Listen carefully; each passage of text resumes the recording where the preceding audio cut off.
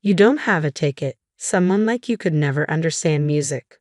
Thanks to my father-in-law and mother-in-law, I found myself at a classical concert venue, but my ticket had mysteriously disappeared. How dare someone like you try to mingle with us? Go home. I was clearly being discriminated against, but the person who stepped up to help me was my mother-in-law.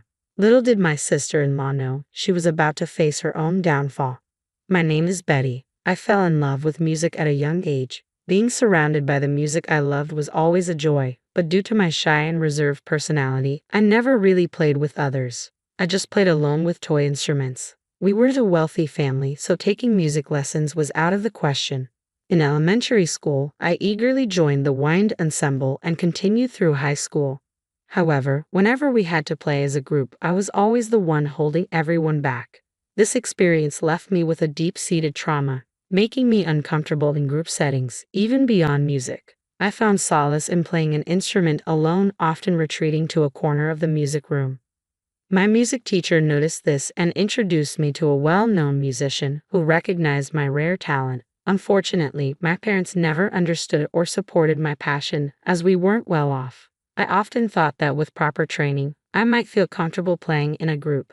However, due to our financial situation, that was never an option. Eventually, I gave up on pursuing music professionally and settled for enjoying it as a hobby. When I received my first paycheck as an adult, I went to my first ever classical concert. I was a big fan of a particular family of musicians whom I deeply admired. The tickets were expensive, even for the worst seats, but I decided to go for it, thinking it might be my only chance. I had no regrets. The experience was worth far more than the price of the ticket, and I left feeling deeply satisfied. I'd love to go again if the opportunity arises, but I can't afford to buy expensive tickets regularly. I contribute a portion of my salary to my family and need to save for my wedding as well. Regarding marriage, I'm just waiting to meet someone who feels right. After working for 3 years, my parents have started hinting that I should think about my future. In the past, people usually marry in their late 20s to early 30s. My mom married my dad around that time too. Nowadays, personal choice is highly valued. My parents understand this and don't nag much, but their lack of pressure makes me feel like I need to hurry up and get married. Even after getting a job, I'm still shy and introverted. I've been invited to group dates by female coworkers but never really talked to anyone. Just considering going on a group date is growth for me, so I decided to start with online conversations through a dating app. I met a guy who loves music and we hit it off online. After exchanging messages for a while, he asked to meet up and I agreed. When we met, I was stunned to realize he was one of the members of a famous musical family I admired. People might wonder why I didn't recognize him from his profile picture, but who would ever think it was actually them? His name was common enough not to raise suspicion. I figured if he knew I was a fan, he might turn me down, so I kept it a secret at first. Eventually, I opened up about my shyness and discomfort in large groups. He said, "I feel the same way." The more we talked, the more we connected, and we decided to get married. When I finally told him I was a fan, he said he was honored and his smile was radiant. Things were progressing smoothly, and we set a date to meet his parents. His family members were usually busy touring, but there happened to be one day when they were all home. Nervously, I entered his house and waited for his parents. His sister-in-law entertained me in the meantime. She said, "As you might know, we're a musical family. If you can't play at least the violin, you're not really part of the family, you know." I was in trouble. I had never touched a violin in my life, let alone played one. The school band club didn't have room for violins. Just then, his parents stepped in and said, "If she has musical skills, any instrument will do." But his sister-in-law insisted on the violin. Then he said, "Mom, don't we have a practice violin? Can we borrow it?" And added, "Please give Betty and me some time for a quick lesson." His mother agreed. "Why not? It'll be interesting to see what you can do in about an hour with a string instrument, especially a violin." I wasn't confident I could make a sound in just an hour. "But trust me, Betty, you'll be fine," he said. I took his word for it and asked my mother-in-law if she'd lend me her violin. He had a practice room, and we spent an hour there. It was my first time with a violin one-on-one. Honestly, I was terrible, but "Twinkle, Twinkle, Little Star" is a song I know well, so imagining it was easy. I focused on putting emotion into my playing since my technique was non-existent. "You're doing great, Betty," my mother-in-law said. Just making the sound on the violin is hard. You've come a long way, especially considering it's your first time. You're giving the music the respect it deserves." He also said, "You move me," and gave me a big round of applause. The only one who seemed unimpressed was my sister-in-law. She probably thought I would embarrass myself and never expected me to win over her mom. As a result, I was welcomed into this musical family and officially became a married woman. My relationship with my father-in-law and mother-in-law is good, but a troubling dynamic with my sister-in-law is emerging. She frequently picks on me, makes snide remarks, and harasses me. She's very pushy and always retaliates if I try to stand up for myself, which I struggle to do, making her even more irritated. The harassment has only intensified. When the family was on tour, there were days when my sister-in-law wasn't performing due to the tour's schedule. On those days, it was just my sister-in-law and me at home. Although we had a housekeeper, my sister-in-law insisted that I cook. After tasting my meals, she criticized them as awful and poorly made. Even when she asked me to remake a dish, she would throw it away in front of me, claiming she didn't want to eat it anymore. She would even spill soup intentionally. Additionally, she would step on my back or put her foot on my head. During family dinners, she would often call me to the bathroom for no reason. "When will you learn proper table manners?" she demanded. "I don't want to share a table with someone like you." Although my husband, father-in-law, and mother-in-law believe I'm improving, she keeps saying, "I can't believe you can't even manage that." I don't think I'm as ill-mannered as she claims. Nevertheless, the sadness and frustration from not being acknowledged make me feel disheartened. After she leaves, I retreat to a quiet corner and wipe away my tears.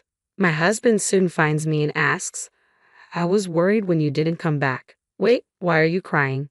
Is she giving you a hard time? Don't hold back. Tell me everything." "What a sweet man," I'd almost said, but then I heard the joyful laughter from the family gathering and didn't want to disrupt the mood just for my own issues. If I could be patient, maybe it would help maintain the peace. "No, it's not like that. I get along with her," I said. "But you were crying." "I was just so happy to be married and accepted by everyone. I couldn't help but cry," I explained. My husband paused for a moment, then nodded in agreement. "Yeah, you're right." He took my hand and said, "Let's continue with dinner," leading me back to the table. It seemed like we might finally get some downtime for my father-in-law and mother-in-law. They even suggested attending a classical music concert as part of my welcome. Listening to various performers and interpretations from different conductors could be enlightening. They asked which concert I'd like to attend, and I recommended one they had previously enjoyed. They discovered they might be able to get tickets through a connection. However, my sister-in-law insisted on handling the tickets herself, claiming she had some influence with the people involved. On the day of the event, we arrived at the venue, and my sister-in-law went to the staff entrance. After a brief conversation with the staff, she returned with what looked like tickets. She distributed the tickets to everyone, but I didn't receive one. People who are broke wouldn't understand music anyway, right? "Excuse me, but you and I are on different levels. Know your place. Now go home. You don't belong here." My husband offered to check if there were any spare tickets available. However, not wanting to escalate the situation or make things uncomfortable for everyone, I decided it was best to leave and began to pull my husband away. "Wait, Betty, you're not the one who needs to leave. It's her who's always mistreating you," said my mother-in-law, who had been quiet until now. "Why me? Listening to music has nothing to do with being rich or poor. People have their own ways of enjoying it. It's not for others to interfere." My mother-in-law scolded my sister-in-law, who had always been cold toward me. "You think I don't know? It's clear something's been going on behind my back." "That's not true." "Really? I find your envious attitude far more impoverished," my mother-in-law retorted. My brother-in-law chimed in, "Aren't you always sleeping through concerts? It might seem like you're oblivious, but it's glaringly obvious," he chuckled. Sure, sister-in-law graduated from a music conservatory and won some awards, but she became complacent and stopped improving. You have to practice your instrument every day, or your skills will deteriorate. If you're going to lecture others on music, maybe you should first focus on improving yourself, my brother-in-law said. My brother-in-law regretted not being able to address his wife's lack of skill and attitude as a musician directly, but he couldn't bear the idea of causing harm to his brother's wife. "You have neither the awareness nor the ambition as a musician. I think it's time for you to leave our family. I'm tired of supporting someone with no promise of growth." It was an opportune moment for my sister-in-law to lash out. "You're one to talk, old lady. Your sense of music is so outdated that I can't even stand it. It sounds like something for the poor, so of course, I'd be thrilled to leave this awful musical family." Her words grew even stronger. She proclaimed she would go solo, make her own fortune, and prove everyone wrong. I thought people like her were incapable of self-reflection, but I didn't expect such intense rage. In the end, she stormed off, throwing a concert ticket to the ground as she left. My mother-in-law picked up the ticket and handed it to me. "Let's go," she said, taking my hand as we walked together. My second experience at a classical concert was deeply moving. Different musicians and conductors brought unique vibes and interpretations to the same piece, making me wonder how the same composition could sound so varied. I discovered new interpretations and learned a great deal. My mother-in-law seemed to notice my enthusiasm. Meanwhile, the tension between my brother-in-law and sister-in-law reached a breaking point, and their attempts at reconciliation failed, leading to their eventual divorce. My former sister-in-law hastily organized her solo concert, disregarding advice. Overconfident, she rented a venue with a capacity of 5,000 people, a size rarely filled even by popular classical concerts. Unsurprisingly, ticket sales were poor, and she ended up buying many herself to make the hall appear less empty. Unsold merchandise left her with a warehouse full of stock. Her second solo concert fared no better, attracting only a handful of attendees.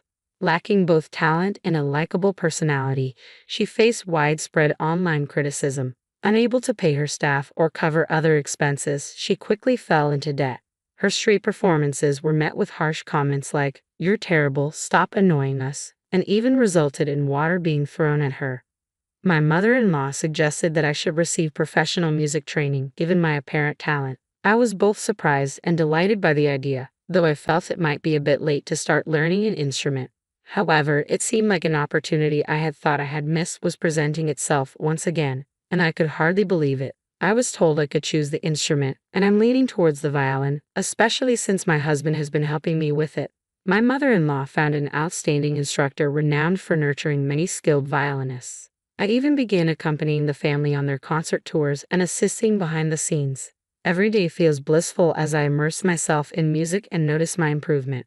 My current dream is to perform a solo with my husband accompanying me on the piano.